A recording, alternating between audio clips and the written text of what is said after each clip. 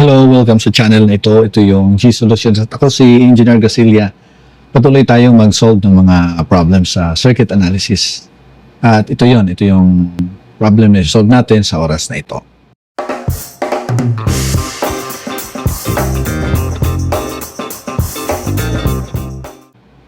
Sabi rito, what is the value of R? Itong mga yan, no?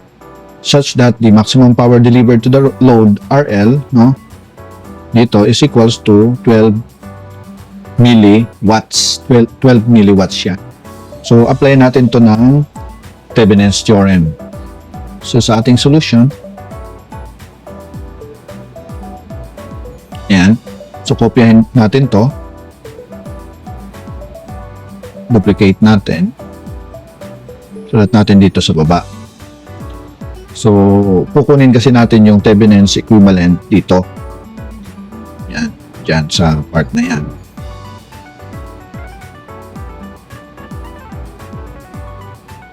Okay.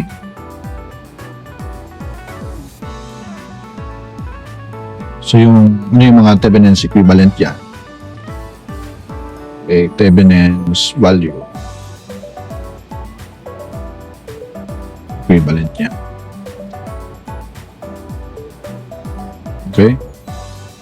So, ang una ay yung R Thevenin's. Yung resistance Thevenin's dito.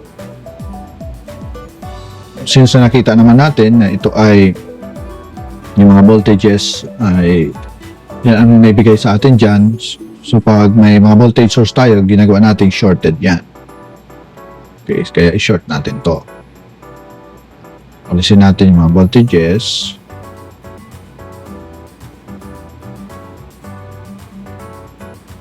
Okay, so yan, shorted mo.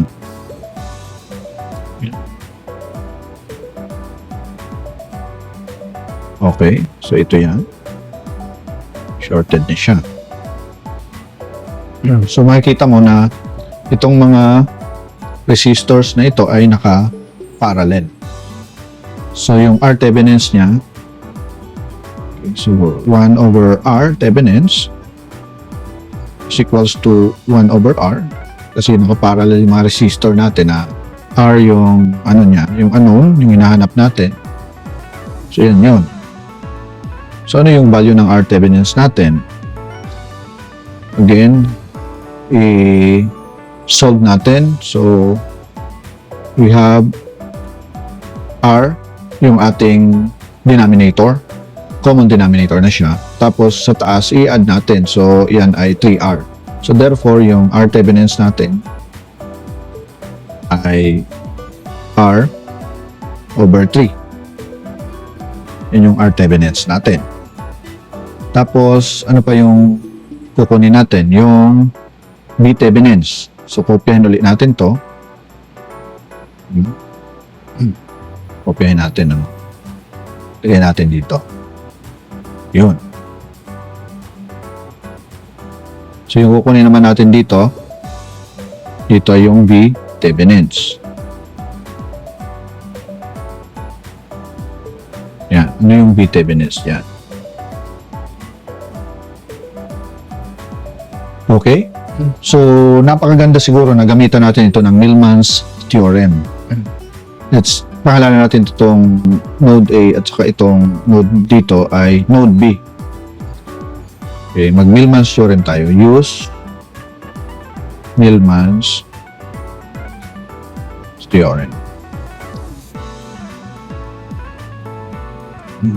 So, sabi ni Millman's, okay, yung B sub AB, ito yung A natin at saka yung B, no?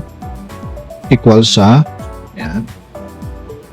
Okay, mga currents sa branches natin. Ang current sa unang branch, ito, yan, ay 1 volt. Para makuha natin yung current yan, divide natin sa R. No? Ito naman yung pangalawa. So, yan ay 2 plus 2 over R. At yung pangatlo ay ito. Yan ay plus 3 over, okay, R. Divided by yung mga conductances ng mga branches natin. Kaya ito ay 1 over R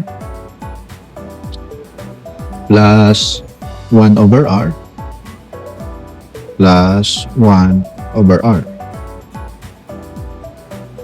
Simplify natin. Okay? Base of AB.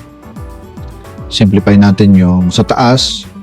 Madali nang ma-simplify kasi nga pare-parehas yung denominator. So, i-add lang natin yung numerator.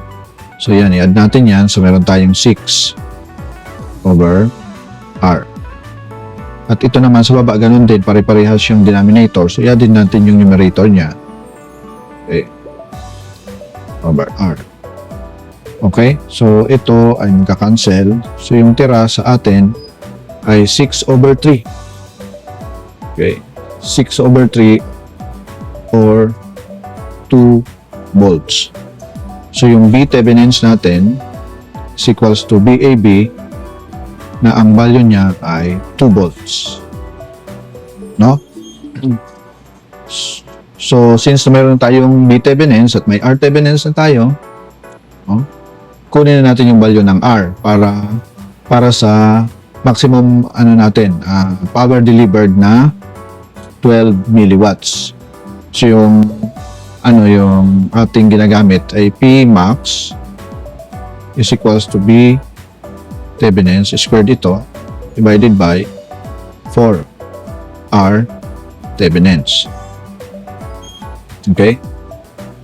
Yan. So, since may value tayo ng P max natin, 12 milliwatts, convert natin sa watts. Yan ay 0.01. Okay? 0.012 watts is equals to B Thevenin's na 2. Ito ay raised up to the second power. And then 4 at yung R Thevenin's natin ay R over 3. Nandito siya. Yan, R over 3. At ito yung ilalagay natin dito.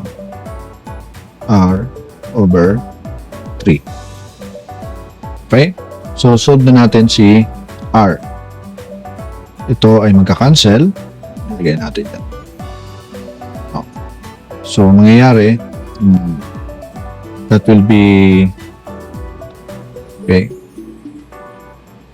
somersault, okay, R times 0.012 equals 3. So, yung R natin is 3 all over